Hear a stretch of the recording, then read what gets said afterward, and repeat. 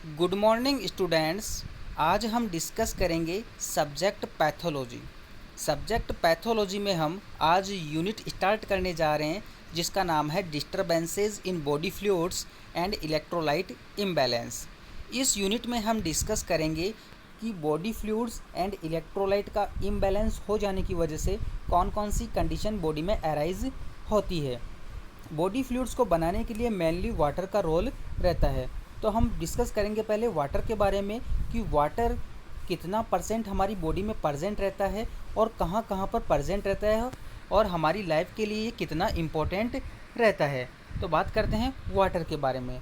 Water is more important to life than food since man may live without food for several weeks but for only a few days without water. Water और food के बारे में हम comparison करें तो food के बिना हम कुछ सप्ताह के लिए जीवित रह सकते हैं बट वाटर के बिना हम कुछ ही दिनों के लिए ज़िंदा रह सकते हैं। तो वाटर जो कंटेंट है फूड के मुकाबले ज़्यादा इम्पोर्टेंट कंटेंट है हमारी बॉडी के लिए। It is the most essential constituent of our body. हमारी बॉडी का बहुत ही ज़्यादा इम्पोर्टेंट पार्ट रहता है वाटर का।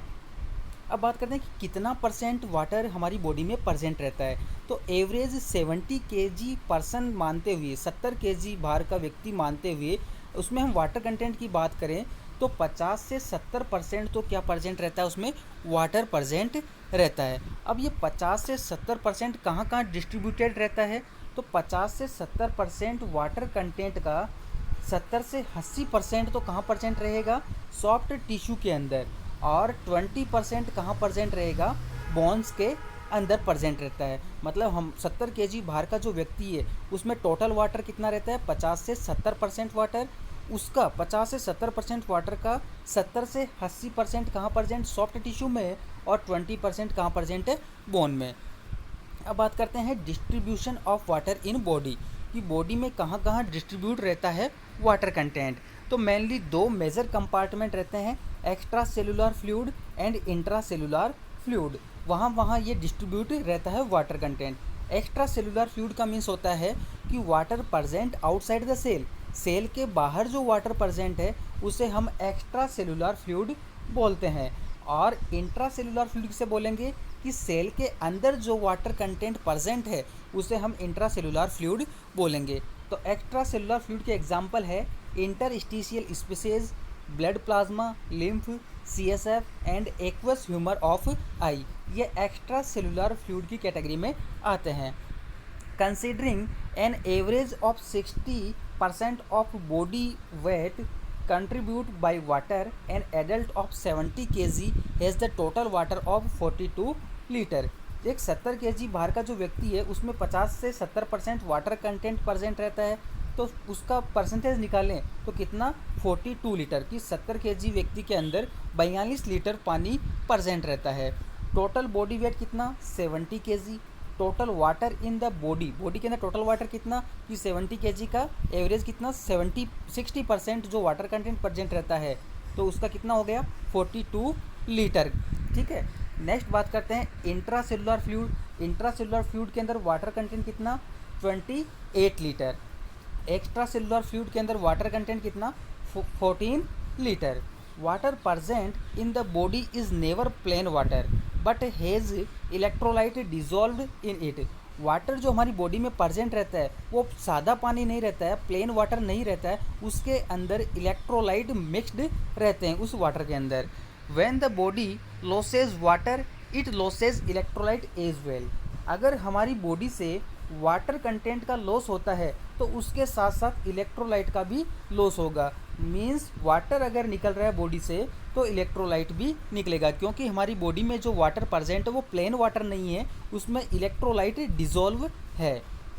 Sodium is the principal electrolyte of the extra cellular fluid while potassium is predominant in the intracellular species.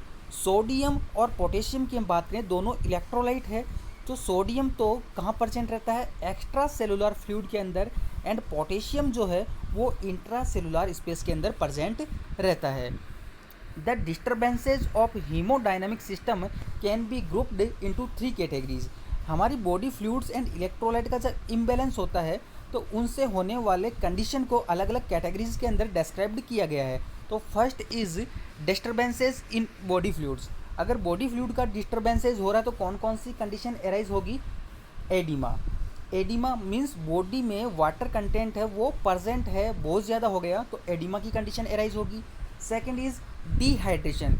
अगर water content का loss हो रहा है बॉडी से तो डिहाइड्रेशन की कंडीशन होगी। ओवर हाइड्रेशन मीन्स बॉडी में बहुत ज़्यादा वाटर कंटेंट प्रेजेंट है तो ओवर हाइड्रेशन। ये बॉडी फ्लूइड में डिस्टर्बेंसेस से होने वाली कंडीशन होती है। सेकंड बी है डिस्टर्बेंसेस ऑफ इलेक्ट्रोलाइट्स। इलेक्ट्रोलाइट में डिस्टर्बेंसेस हो जाने की वजह से कौन कौन सी कंडीशन एराइज होती है? First is abnormality of blood pH. PH जो है ब्लड की वो एबनॉर्मल हो जाएगी। Second is combined sodium and water deficiency. Sodium and water की कंबाइंड डेफिशिएंसी होने के चांसेस रहते हैं। थर्ड कैटेगरीज है disturbances in the volume of circulating blood. Circulating blood है उसके वॉल्यूम में अगर कोई डिस्टर्बेंसेस आ जाते हैं तो कौन कौन सी कंडीशन एराइज होगी? तो first is hyperaemia, second is congestion, third is haemorrhage, fourth is shock. Next हम बात करते हैं circulatory disturbances of obstructive nature. मतलब कोई ऑब्स्ट्रक्शन आ जाए उसकी वजह सर्कुलेटरी डिस्टर्बेंसेस आते हैं तो कौन कौन सी कंडीशन एराइज होती है? तो फर्स्ट इज थ्रोम्बोसिस, ये एक ऑब्स्ट्रक्टिव नेचर का है। सेकंड इज एम्बोलिज्म और थर्ड इज इन्फाक्शन। तो फर्स्ट हम बात करते हैं कि बॉडी फ्लूइड्स के अंदर डिस्टर्बेंसेस हो जाने की वजह से जो कंडीशन एराइज होती है तो फर्स्ट इज एडिमा। एडिमा क्या है? एडिमा का मतलब होता है स्वेलिंग। तो एडिमा की डेफिनेशन की बात करें तो oedema is defined as an abnormal and excessive accumulation of fluid in the interstitial spaces and serous cavities। Oedema इसका मीन्स ये हुआ कि abnormal and excessive accumulation of fluid, कि फ्लूइड का नॉर्मल से ज़्यादा हो जाना कहाँ पर? इंटरस्टिशियल स्पेसेस के अंदर और सीरस कैविटीज़ के अंदर। सीरस कैविटीज़ की मैं बात करूँ तो सीरस कैविटीज़ कौन कौन सी होती है? Peritoneal cavities, pericardial cavities and pleural cavities. ये तीनों सीरस कैविटीज़ होती है जहाँ पर फ्लूइड का एक्यूमुलेशन हो जाता है और एडिमा कोज होता है। The presence of abnormal collection of fluid within the cell is sometimes called intracellular edema। अगर हमारी सेल्स के अंदर फ्लूइड का एक्यूमुलेशन हो गया तो उसे हम बोलेंगे इंट्रासेलुलर एडिमा। और उसका दूसरा नाम होता है hydropic degeneration. Free fluid in body cavities. अगर बॉडी कैविटीज़ के अंदर फ्लूइड का एक्यूमुलेशन हो रहा है तो फर्स्ट हम बात करते हैं जैसे एसाइटिस। एसाइटिस का मीन्स होता है कि फ्लूइड एक्यूमुलेट्स इन पेरिटोनियल कैविटी। पेरिटोनियल कैविटीज़ के अंदर अगर फ्लूइड का एबनॉर्मल एक्यूमुलेशन हो जाता है तो उस कंडीशन को बोलते हैं एसाइटिस। सेकंड एग्जांपल है हाइड्रोथोरेक्स या फिर प्लूरल इफ्यूज़न। अगर प्लूरल कैविटी के अंदर फ्लूइड का एबनॉर्मल एक्यूमुलेशन हो जाता है तो उसे हम बोलते हैं प्लूरल इफ्यूज़न। थर्ड एग्जांपल है हाइड्रोपेरिकार्डियम या फिर pericardial effusion. Abnormal accumulation of fluid in pericardial cavity is called pericardial effusion. तो ये फ्लूइड एक्यूमुलेशन हो रहे हैं कैविटीज़ के अंदर। नेक्स्ट है free fluid in interstitial spaces. The oedema fluid lies free in the interstitial space between the cells and can be displaced from one place to another place. Next बात करते हैं कि एडिमा कितने प्रकार का होता है। तो एडिमा मेनली क्लासीफाई किए गए according to location and according to clinical finding. According to location की बात करें तो दो प्रकार की एडिमा होती है, localised oedema and generalised oedema. और अकॉर्डिंग टू क्लिनिकल फाइंडिंग की बात करें तो भी दो प्रकार की एडिमा होती है, pitting oedema and non pitting oedema. तो फर्स्ट हम डिस्कस करते हैं अकॉर्डिंग टू लोकेशन के आधार पर एडिमा के प्रकार। तो first is localised oedema. When oedema is localised और लिमिटेड टू एन ऑर्गन और लिम्स, कि ऐसी स्वेलिंग जो किसी ऑर्गन और किसी लिम्ब तक ही सीमित रहती है उसे हम लोकलाइज्ड एडिमा बोलते हैं। एग्जाम्पल लिम्फ नोड्स की वजह से होने वाली या लिम्फ वेजल्स से होने वाली जो एडिमा होती है उसे हम लिम्फेटिक एडिमा बोलते हैं, जो एक प्रकार की लोकलाइज्ड एडिमा कोज करती है। सेकेंड एग्जाम्पल है इन्फ्लामेटरी एडिमा और थर्ड एग्जाम्पल है एलर्जिक एडिमा। अब अकॉर्डिंग टू लोकेशन सेकंड बात करें जनरलाइज्ड एडिमा की। जनरलाइज्ड एडिमा होती है वो पूरी बॉडी में होती है, इसलिए उसको हम एनासार्का के नाम से भी जानते हैं। When oedema is systemic in distribution particularly noticeable in the subcutaneous tissue, कि हमारी बॉडी में कंप्लीट बॉडी के अंदर एडिमा कोज होती है, उसे हम जनरलाइज्ड एडिमा बोलते हैं। इसके एग्जांपल है कार्डियक एडिमा, रीनल एडिमा और न्यूट्रिशनल एडिमा। नेक्स्ट बात करते हैं according to clinical finding. According to clinical finding की बात करें, दो प्रकार की एडिमा होती है, पीटिंग एडिमा और नॉन पीटिंग एडिमा। तो first is pitting oedema. Pitting oedema का मीन्स होता है pressure of finger produces a depression known as pitting oedema. जहाँ पर भी सूजन है वहाँ पर अगर हम फिंगर से उसको डिप्रेस करेंगे तो डिप्रेशन बन जाता है, उसे हम पीटिंग एडिमा बोलते हैं। Second is non pitting oedema. ये सॉलिड नेचर का होता है, इसमें इसे सॉलिड एडिमा भी बोलते हैं। अगर हम फिंगर से प्रेस करेंगे तो डिप्रेशन नहीं बन पाएगा, तो इसे हम बोलेंगे नॉन पीटिंग एडिमा। अब एडिमा की पैथोजेनेसिस के बारे में हम डिस्कस करते हैं। Oedema is caused by mechanism that interfere with normal fluid balance of plasma, interstitial fluid and lymph flow, कि प्लाज्मा में और इंटरस्टिशियल फ्लूइड में और लिम्फ फ्लो में कोई ऑब्स्ट्रक्शन आ जाए, इम्बैलेंस हो जाए, तो एडिमा कोज होती है। The following mechanism may be operating singly और in combination to produce oedema. कुछ मैकेनिज्म है जो एडिमा कोज करती है। First is decreased plasma oncotic pressure. Plasma oncotic pressure decrease होने की वजह से भी एडिमा हो सकती है। Second is increased capillary hydrostatic pressure, कि कैपिलरी हाइड्रोस्टेटिक प्रेशर इंक्रीज होने की वजह से भी एडिमा हो सकती है। Third is lymphatic obstruction. Fourth is increased capillary permeability. Fifth is sodium and water retention. तो ये 5 मैकेनिज्म है, इसके थ्रू एडिमा कोज हो सकती है। तो फर्स्ट हम डिस्कस करते हैं डिक्रीज्ड प्लाज्मा ऑन्कोटिक प्रेशर, कि प्लाज्मा ऑन्कोटिक प्रेशर डिक्रीज होने के वजह से कैसे एडिमा कोज होती है। तो फर्स्ट पैथोजेनेसिस बात करें, प्रोटीनेमिया। हाइपोप्रोटीनेमिया का मीन्स होता है कि प्रोटीन का जो अमाउंट है वो ब्लड के अंदर कम हो जाए। प्रोटीन मेनली कौन सा, एल्ब्यूमिन प्रोटीन, क्योंकि एल्ब्यूमिन जो प्रोटीन होती है वो ऑन्कोटिक प्रेशर को मेंटेन करके रखती है। तो एल्ब्यूमिन का जो लेवल है वो 5 ग्राम पर डीएल से अगर कम हो गया तो उस कंडीशन को हम हाइपोप्रोटीनेमिया बोलते हैं। अब हाइपोप्रोटीनेमिया हो गया तो प्लाज्मा जो ऑन्कोटिक प्रेशर है वो क्या हो जाएगा, लोअर हो जाएगा।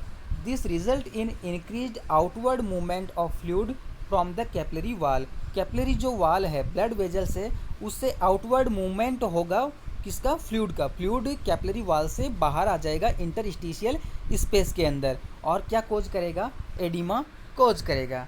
Hypoproteinaemia usually produces generalised oedema, क्योंकि हाइपोप्रोटीनेमिया है वो जनरलाइज्ड एडिमा कोज करेगा। क्यों करेगा, क्योंकि ब्लड वेजल्स जो है पूरी बॉडी के अंदर प्रेजेंट रहती है, और पूरी बॉडी के अंदर ब्लड में कौन सी प्रोटीन प्रेजेंट है, एल्ब्यूमिन। तो एल्ब्यूमिन का लेवल कम होगा तो ब्लड वेजल से जो फ्लूइड है वो कहाँ जाएगा, इंटरस्टिशियल स्पेस के अंदर, और पूरी बॉडी के अंदर जनरलाइज्ड एडिमा कोज होगी। This type of oedema is seen in following condition, कि ये जो एडिमा है ये किस किस कंडीशन के अंदर एराइज होगी। तो oedema of renal disease, renal disease के अंदर ये जनरलाइज्ड एडिमा कोज होती है। एग्जाम्पल है नेफ्रोटिक सिंड्रोम हो जाए या एक्यूट ग्लोमेरुलो नेफ्राइटिस हो जाए, तो कौन सी एडिमा होगी, जनरलाइज्ड एडिमा। सेकेंड है ascites of liver disease, example है cirrhosis of the liver. Next pathogenesis में है इंक्रीज्ड कैपिलरी हाइड्रोस्टेटिक प्रेशर।